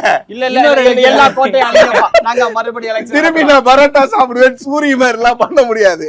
எனக்கு உடம்புல தெம்பெல்லாம் இல்ல சாமி திருப்பி போய் கவர் பண்றதுக்கு எல்லாம். விஜய் பண்ணது கரெக்டுப்பா, தப்பெல்லாம் இல்லப்பா. இந்த விளையாட்டுக்கு வரல சாமி. இந்த இடங்கள்ல எல்லாம் வந்து எனக்கு ஒரே ஒரு இதுல ரொம்ப ஸ்ட்ரைக்கிங்கா இருந்தது என்னன்னா, டிஎம்கே வந்து ரொம்ப ஆர்கனைஸ்டா இருந்தாங்க. எல்லா விஷயங்களையும் பார்த்து பார்த்து பார்த்து பார்த்து பண்ணது. கடைசியில் அவங்க போட்ட ஸ்கிரிப்ட் பிரகாரம் எதுவுமே நடக்கல. நீங்கள் 1 மீட்டிங் வித் ராகுல் காந்தி அண்ட் எம்கே ஸ்டாலின் நடக்கலை அப்படின்றதே வந்து அந்த கூட்டணிக்கு ஒரு மிகப்பெரிய செட்பேக். அதே மாதிரி உங்களுக்கு வந்து மற்ற தலைவர்கள் இருக்காங்க இல்லையா, அவங்கவுங்க தொகுதியை ஃபோக்கஸ் பண்ண போயிட்டாங்களே தவிர எல்லா வேட்பாளர்களுக்கும் போய் பெரிய அளவில் பல தலைவர்கள், இப்போ கமல்ஹாசன் போனார், மற்றவங்க அந்த மாதிரி போயிருக்காங்களான்னா ஒரு சில தலைவர்கள் போன தேர்தலே அதிமுக தலைவர்களால போக முடியல. இனிமே எந்த தலைவர்களாலையும் போக முடியாது. களம் வந்து சுருங்கிக்கிட்டே இருக்கு. உங்களுடைய களம் வந்து சுருங்கிக்கிட்டே இருக்கு. நீங்க வந்து அப்படி பாத்தீங்கன்னா யாருமே இனிமே போகலாம் முடியாது. ஒரு தலைவர் மட்டும்தான் போக முடியும். இப்ப நாளைக்கே டிவிகே ஆட்சிக்கு வந்து அவங்க அடுத்த 5 வருஷத்துல ஒரு தேர்தலை சந்திக்கிறாங்கன்னா விஜய் அவர்கள் மட்டும்தான் மாநிலம் முழுவதும் பிரச்சாரம் பண்ண முடியும். அவங்களோட அமைச்சர்கள் யாருமே போக முடியாது. அவங்க தொகுதிக்குள்ளதான் சொல்லி. விஜய் கூட இருந்த ஓரளவுக்கு பரிச்சயமான முகங்களை எங்கேயும் போக முடியல. போக முடியல. நீங்க இப்போ ஆதவ அர்ஜுனா ஒரு நாள் திருச்சி ஈஸ்டுக்கு போனாரு, அதை தாண்டி வேற எங்கேயும் யாராலும் முடியல. நீங்க ஒரு புது கட்சிக்கு 2 வருஷம் ஆரம்பிச்ச ஒரு புது கட்சிக்கு இந்த ப்ராப்ளம் இருக்குன்னா திமுக அதிமுகவுக்கு அந்த ப்ராப்ளம் இருக்கு. நீங்க தொண்டாமுத்தூர்ல இருந்து எவ்வளவு முறை வெளியே வந்து எஸ்பி வேலுமணி அவர்கள் பிரச்சாரம் பண்ணியிருக்காருன்னு தெரியல. அதே மாதிரி உங்களுக்கு பல அமைச்சர்கள் வந்து தொகுதியிலேயே முடங்கி இந்த முறை அந்த மாதிரிலாம் பண்ண சிச்சுவேஷன் இருக்கு. இன்னொன்னு டிஎம்கேக்கு ஒரு அட்வான்டேஜ், இபிஎஸ் மட்டும் தான் எல்லா தொகுதிகளுக்கும் போறாரு. டிஎம்கேக்கு அட்வான்டேஜ் என்னன்னா இன்னைக்கு சவுத்ல வந்து முதலமைச்சர் இருக்காருன்னா நார்த்ல வந்து உதயநிதி கனிமொழி வேற இடத்துல இருக்காங்க. ஒரு அட்வான்டேஜ் அவங்களுக்கு இருக்கு. ஸ்டார் கேம்பெயினர்ஸ் அதிகமா இருக்காங்க. ஒரு அட்வான்டேஜ் அவங்களுக்கு இருக்கு. அதனால அவங்க வந்து எல்லா பகுதிகளையும் கவர் பண்றதுக்கோ அல்லது அதை வந்து சமாளிக்கிறதுக்கு பேலன்ஸ் பண்றதுக்கு ஒரு இது இருக்கு. இப்போ திடீர்னு உங்களுக்கு வந்து சவுத்ல கொஞ்சம் டவுன் ஆயிட்டு இருக்கு அப்படின்னா இவங்க கேம்பெயின் ஷெட்யூலை மாத்துறாங்க. இங்க வந்து உதயநிதி அமுச்சு வைக்கிறாங்க. உதயநிதி போய் கொஞ்சம் வந்து கேம்பெயின் பண்ணும்போது அது கொஞ்சம் ரெஸ்பான்ஸ் அதிகமாக இருக்குன்னு நினைக்கிறாங்க. ஸோ இதெல்லாம் அவங்களால பண்ண முடியுது. அதுக்கு ஒரு டீம் வந்து பின்னாடி உட்காந்து வேலை செய்யுது. ஏடிஎம்கேக்கு அது கிடையாது. ஏடிஎம்கேக்கு இபிஎஸ் போய் தான் ஆகணும். விஜய்க்கும் அதே மாதிரி விஜய் போனார் தான். கடந்த முறையே இபிஎஸ் வந்து அவர் மட்டும் தான் போனார். ஓபிஎஸ் எங்கேயுமே அவங்களுக்கு ஒரு பெரிய பிரச்சனைனா இப்போ தேனி டிஎம்கே ஆப்ஷன்ஸ் இருக்கு. தேனி ராமநாதபுரம் இல்ல, இன்னும் பல பகுதிகளுக்கு வந்து இவர் போல, விஜய் போல. அது ஒரு பெரிய செட்பேக் தான். பட் அது எந்த அளவுக்கு எலெக்ஷன்ல ரெஃப்ளெக்ட் ஆகும் அப்படின்றது மக்கள் புரிஞ்சுப்பாங்களா இல்லையான்றதெல்லாம் வந்து நம்ம பார்க்கணும். ஆனா எல்லா கேண்டிடேட்டுமே அது எதிர்பார்த்தாங்க. அவர் மட்டும் தானே ஃபேஸ், வேற ஃபேஸே இல்லையே. எனக்கு இருக்கக்கூடியது ஒரே முகம். அந்த முகத்தை கூட என்னால காட்ட முடியல. நம்ம தான் ஹாலோகிராம் வைக்கிறது, கட் அவுட் கொண்டு போறசி, அது உண்மையில பாராட்டத்தக்கது. அந்த கேண்டிடேட் இன்னோவேட்டிவா பண்ணிதான். ஏன்னா நான் விஜய் முகத்தை காட்டணும். விஜய்க்காக தான் மக்கள் ஓட்டு போடுறாங்க, வேற எதுக்காகவும் இல்லை. தாவேகாவோட கொள்கை என்னன்னு தெரியாது. தாவேகாவோட சிம்பிள் மட்டும்தான் தெரியும். தாவேகாவுக்கு எதுக்கு இப்போ எவ்வளவு % ஓட்டு வாங்கினாலும் அது முழுக்க விஜயினுடைய அந்த முகத்துக்காகவும் அவருடைய அந்த ஒரு வசீகரத்துக்காகவும் அவர் பேசின அரசியல் வாட்டவர் அதுக்காக மட்டும்தானே, மாற்றத்துக்காக வேற யாருமே செகண்ட் ரங்ல இருக்க எந்த ஒரு தலைவரும், ஒரே ஒரு தலைவர் கூட அதுக்கான கிரெடிட்டா 0.5% கூட எடுக்க முடியாது. ஆதவ அர்ஜுனா தவிர யாருமே கிடையாதுன்னு சொல்லியாச்சு. ஆதவ அர்ஜுனா, புஷி ஆனந்த் ஒருத்தர் பேரா சொன்ன ஒருத்தருக்கா சொல்லிட்டு இருக்க முடியுமா? இல்ல, யாருக்குமே இல்லப்பா, அவருக்கு மட்டும்தான்ப்பா. சரி, சி ஜோசப் விஜய் அவருக்காக மட்டும்தான் வாக்கு, வேற யாருக்காகவும் கிடையாது. ஓகே சார், மக்கள் என்ன மாற்றத்தை விரும்புறாங்க? 4ஆம் தேதி பேசுறோம். நம்ம எல்லாம் பேசிட்டோம். 4ஆம் தேதி மக்கள் பேசுவாங்க. இல்ல, மக்கள் 23ஆம் தேதி பேசிடுவாங்க. 4ஆம் தேதி தெரியும். 4ஆம் தேதி தெரியும். மக்கள் 23ஆம் தேதி போய் பேசிருங்க. என்ன பண்றீங்களோ பண்ணுங்க. ரொம்ப நன்றி. ரொம்ப வித்தியாசமா ஆளுக்கு ஒரு மைண்ட் வாய்ஸ் ஓடிட்டு இருக்கோம். பாப்போம் 4ஆம் தேதி என்னன்னு பேசுவோம். அன்னைக்கு இதே மாதிரி செட்டப் பண்ணுவோம். நன்றி.